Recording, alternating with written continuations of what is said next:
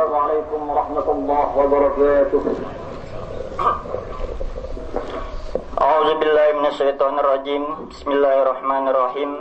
Alhamdulillahirabbil alamin hamdan yuwafi ni'amahu wa yukafi'u mazida. Ya Rabbana lakal hamdu kama yanbaghi li jalali wajhikal karim wa 'azimi sultanik. Subhanaka la nuhsi sana'an 'alaika kama asnaita 'ala nafsika falakal hamdu hatta tarda. Allahumma salli wa sallim wa barik ala sayyidina Muhammadin fil awwalin wal akhirin.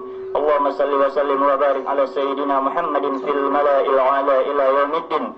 Allahumma ighfir lana dzunubana wa liwalidayna warhamhuma kama rabbayna shighara wa li jami'il muslimina wal muslimat wal mu'minina wal mu'minat al ahya'i minhum wal amwat innaka sami'un qaribun mujibud da'awat ya qadiyal hajat. Rabbana hab lana min azwajina wa dhurriyyatina qurrata a'yun waj'alna lil muttaqina imama. Allahumma ahsin 'aqibatana fil umuri kulliha wajirna min khizyid dunya wa 'adzabil akhirah. Rabbana taqabbal du'aana ya Allah ya Maulana innaka antas samiul 'alim wa tub 'alaina ya Maulana innaka antat tawwabur rahim. Rabbana atina fid dunya hasanah wa fil akhirati hasanatan wa qina 'adzaban nar. Wa sallallahu ala sayyidina Muhammad wa ala alihi wa sahbihi ajma'in walhamdulillahi rabbil alamin.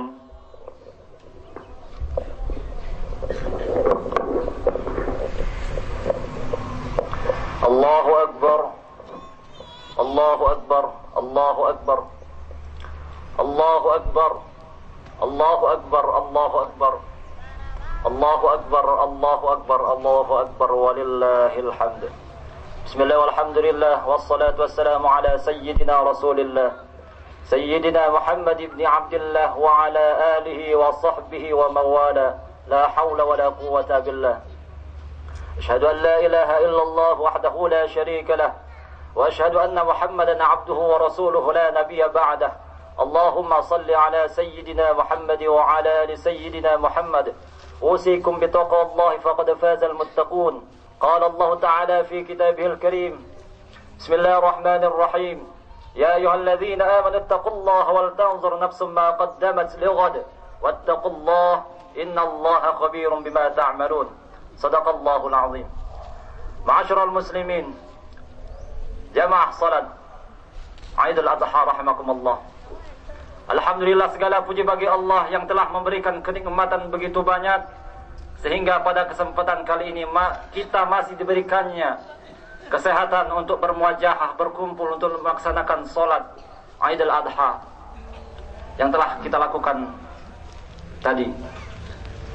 Usikum bitaqwallah faqad fazal muttaqun. Di sini khatib menghimbau kepada kita semua untuk senantiasa meningkatkan nilai-nilai ketakwaan kita kepada Allah dengan menjalankan segala perintahnya dan menjauhi segala larangannya. Ma'asyiral muslimin jamaah salat Aidul Adha rahimakumullah. Aidul Adha disebut dengan juga Aidul Qurban. Aidul Qurban, berkurban adalah salah satu bentuk pendekatan diri kepada Tuhan sekaligus mengakrabkan antar sesama manusia dengan berbagi rasa.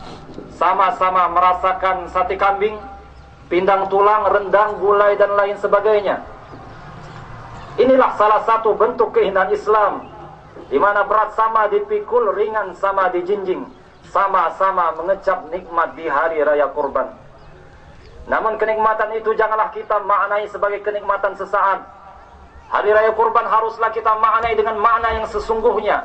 Jangan sampai saudara-saudara kita yang miskin hanya merasakan pindang tulang di hari ini saja, hanya gemuk sesaat, seminggu dua minggu kurus lagi. Oleh karena itu marilah kita tanamkan rasa peduli di ladang jiwa kita. Dan marilah kita singkirkan sifat pelit, medit, getah basa, labu pahit dan kerupuk kelet. Masyarul muslimin jamaah salat Aidul Adha rahimakumullah. Aidul Adha mengingatkan kita pada sebuah kisah Nabi Ibrahim alaihissalam. Nabi Ibrahim adalah seorang nabi yang sangat cinta kepada Allah melebihi segalanya. Berpuluh-puluh tahun berjuang hanya bertemankan sabar dan tegar. Namun di balik kesabarannya tersesak rasa rindu yang mendalam akan seorang anak yang telah lama didamba. Seorang anak yang akan menjadi penerus cerita, penerus sejarah. Hari-harinya yang senja selalu diisi dengan berdoa, Rabbi habli minas salihin. Ya Allah, berikanlah aku keturunan yang soleh. Akan tetapi keinginannya itu baru tercapai di saat usianya sudah sangat tua. Fabasyarnahu bighulamin halim. Bahagia yang tak terhingga. Itulah yang dirasakan Ibrahim ketika menyambut Ismail, buah hati penerus cerita, penerus sejarah. Buah hati yang tampan, belagak, imut, lucu dan unyu-unyu. Akan tetapi bayangkan, ketika cinta kepada buah hati telah mencapai puncak ketinggiannya, tiba-tiba datang perintah Allah agar Ibrahim menempatkan istrinya yang cantik jelita dan anaknya yang masih kecil di gurun Sahara yang tandus sepi tak berpenghuni.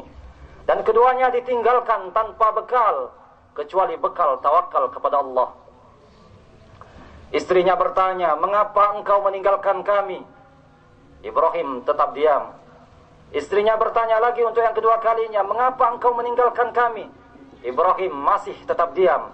Dan untuk yang terakhir kalinya istrinya bertanya lagi, apakah ini perintah Allah? Mendengar pertanyaan itu, Ibrahim menghentikan langkahnya dan berkata, bertawakallah kepada Allah yang telah menentukan kehendaknya. Dialah yang telah memerintahkan aku untuk menempatkan kalian di sini, dan dialah yang akan melindungi kalian di tempat yang sunyi ini. Mendengar jawaban itu, Siti Hajar merasa lega dan berkata, kalau begitu kami yakin Allah tidak akan menelantarkan kami. Masyarul muslimin, jamaah salat Aidil Adha rahimakumullah.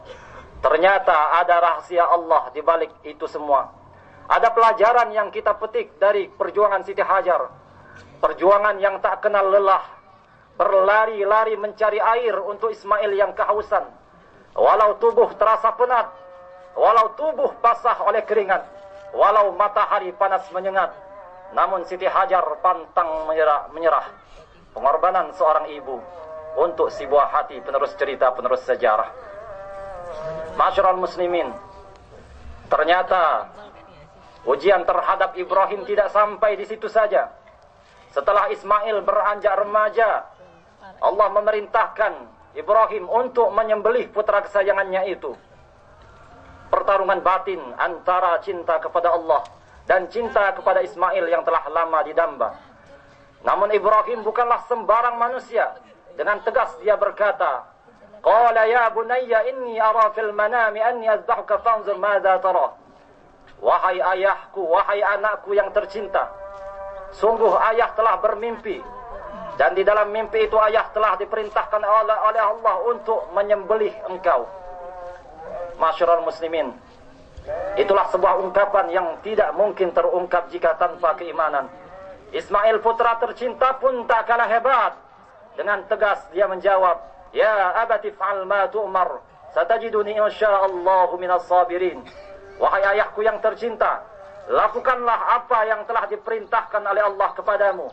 InsyaAllah engkau akan melihat aku termasuk ke dalam golongan orang-orang yang sabar.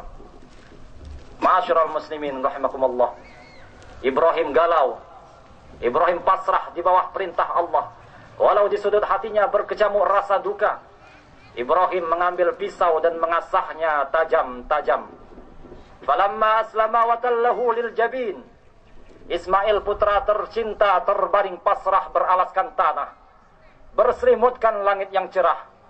Tangan kaki terikat, urat leher sudah terlihat. Al-Kisah, sebelum Ibrahim memotong urat leher Ismail, tiba-tiba datang seekor domba atas perintah Allah dan terdengar suara, wa nadainahu ya Ibrahim qad saddaqta ar-ru'ya inna kadzalika najzil muhsinin inna hadza lahu al-bala'ul mubin wa fadainahu bizbihin 'azim. Wahai Ibrahim, sungguh engkau telah menunaikan perintahku yang tergambar di dalam mimpimu. Sesungguhnya itu hanyalah ujian semata untukmu. Wa tarakna 'alaihi fil akhirin. Ibrahim menjadi suri tauladan yang baik bagi generasi umat manusia. Ma'asyiral muslimin, itulah sebuah ungkapan yang tidak mungkin terungkap jika tanpa keimanan. Itulah ketaatan yang maha dahsyat dengan menjunjung ketinggian Tuhan dan menguburkan keegoan. Itulah pengorbanan dengan mengorbankan yang paling dicintai. Muncul pertanyaan, mampukah kita berkorban dengan mengorbankan yang paling kita cintai? Adakah yang lebih berharga dari harta, anak, dan istri tercinta? Kisah Nabi Ibrahim tadi menjawab pertanyaan itu. Ternyata ada yang jauh lebih berharga dari itu semua. Adalah keridhaan Allah, itulah yang paling utama. Ilahi anta maksudi wa ridhaka matlubi a'tini mahabbataka wa ma'rifataka. Ma'asyiral muslimin rahimakumullah, lan tanalul birra hatta tunfiqu mimma tuhibbun wa ma tunfiqu min syai'in fa innallaha bihi alim. Sungguh engkau tidak akan mendapatkan sebuah kebaikan sebelum engkau memberikan sesuatu yang paling engkau cintai. Zuyyina lin-nasi hubbus syahawati minan nisa wal banina wal qanatiril muqantarati minadh dhahabi wal fiddah. Memang pada dasarnya kita diberikan hak untuk mencintai harta, tahta, dan wanita. Namun hak manusia itu janganlah sampai menghapus hak Allah. Likulli malikin hima wa himallahi maharimuh. Allah adalah raja di atas raja. Dan setiap raja memiliki garis-garis aturan. Dan aturan Allah itu adalah segala sesuatu yang telah diharamkannya. Kisah Nabi Ibrahim tadi seolah berteriak di telinga kita. Cintailah Allah di atas segalanya. Dan utamakan Allah di atas semua makhluknya. Inilah sebuah simbol bahwa sebesar apapun cinta kita kepada harta, tahta, dan wanita, namun hendaklah Allah tetap dijadikan yang maha utama. Itulah tauhid yang sebenarnya, yang tercermin dalam pengorbanan dan kesabaran. Apa yang diperintahkan oleh Allah kepada Nabi Ibrahim adalah sebuah ujian. Perintah untuk menyembelih putra kesayangannya itu seolah-olah perintah agar Ibrahim membunuh hawa nafsunya, hawa nafsu duniawi, agar Ibrahim mendapatkan tempat yang mulia di sisi Tuhannya. Wa amma man khafa maqama rabbih wa nahan nafsa 'anil hawa fa innal jannata hiyal ma'wa. Adapun orang-orang yang takut kepada Tuhannya dan menahan hawa nafsunya, maka surgalah tempatnya. Allahu akbar, Allahu akbar, Allahu akbar, walillahil hamd. Ma'asyiral muslimin jamaah salat Id al-Adha rahimakumullah. Baru-baru ini kita dikejutkan oleh sebuah kasus ketua Mahkamah Konstitusi yang terlibat kasus korupsi. Di sini muncul pertanyaan, mengapa ini terjadi? Jawabnya adalah karena hati kita, hati mereka dan kita semua selalu diselimuti hawa nafsu duniawi, sehingga hilanglah rasa takut kepada Allah. Ada sebuah kisah nyata.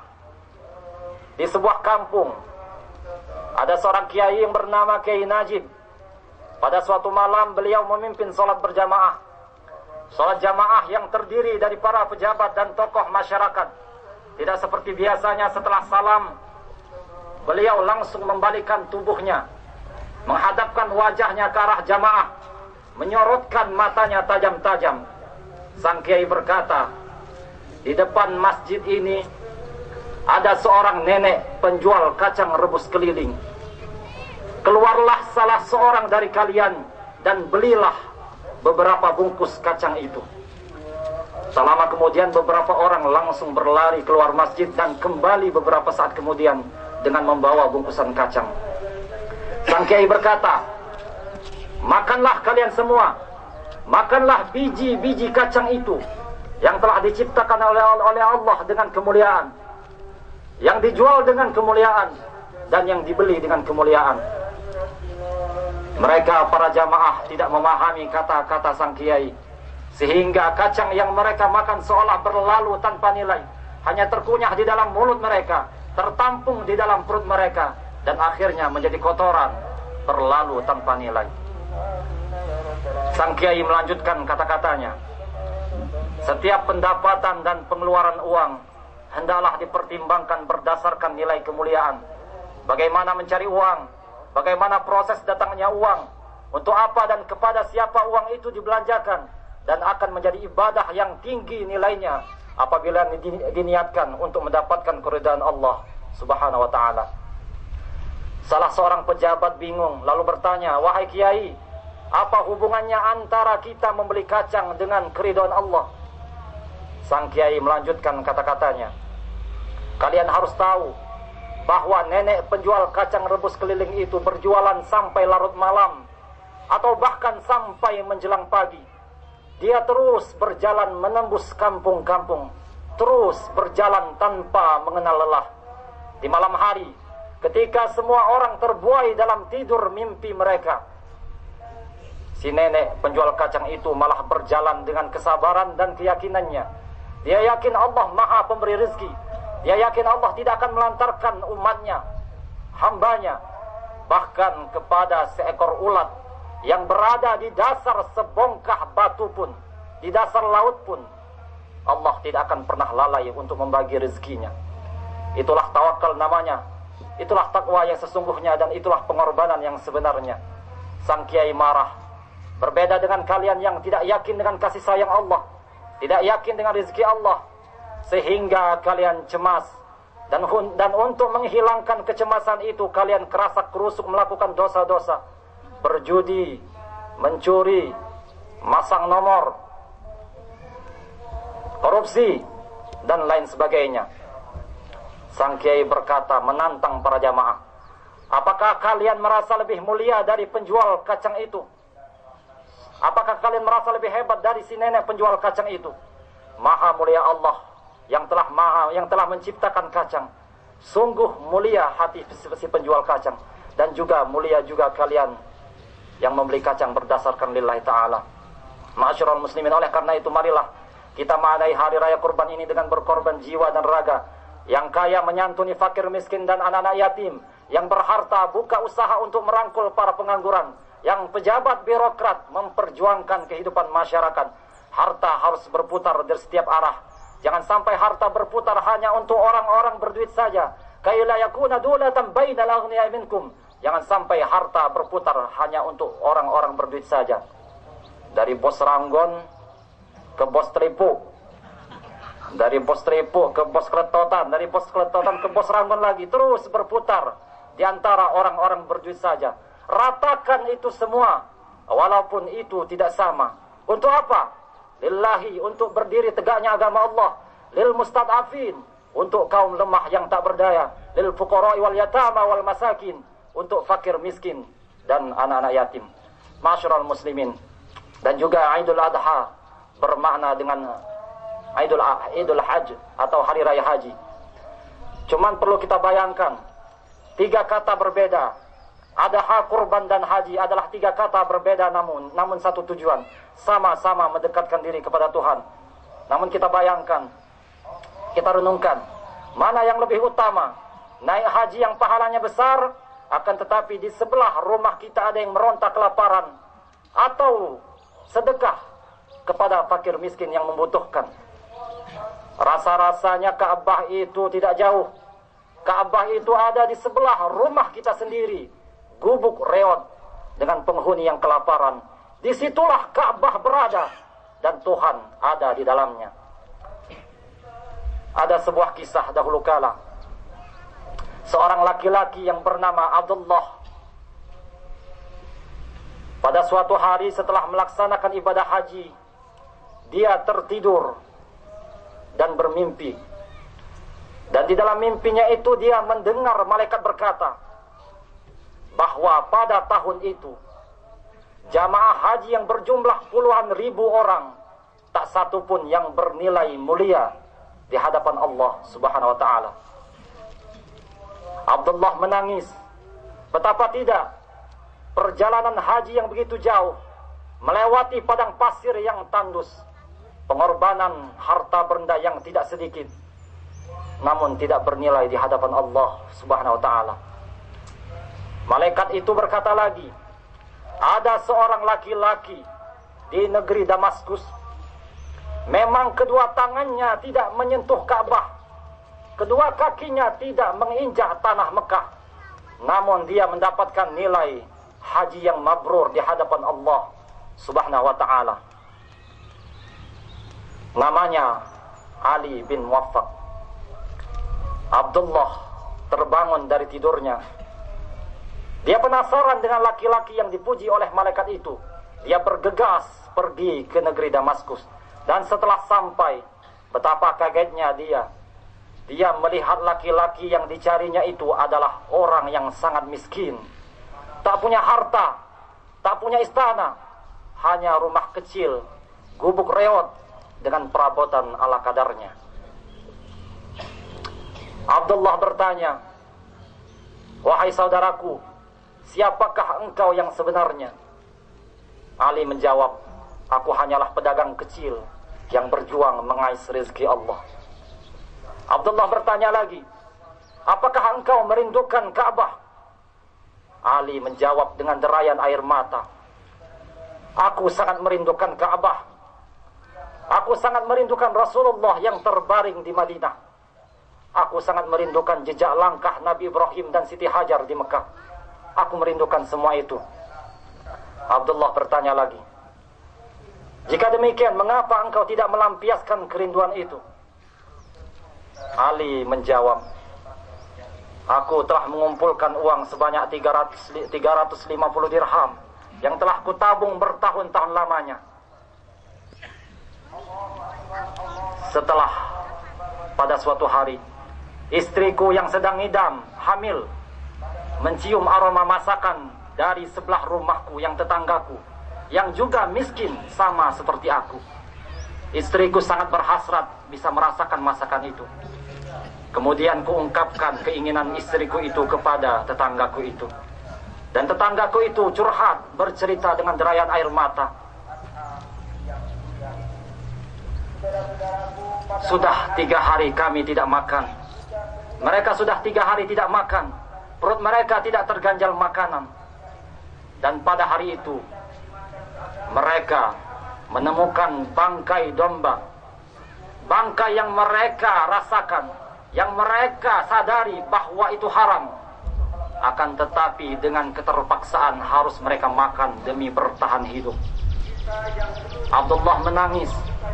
Dia pulang dan mengambil seluruh uang yang ditabungnya dan diberikannya kepada tetangganya.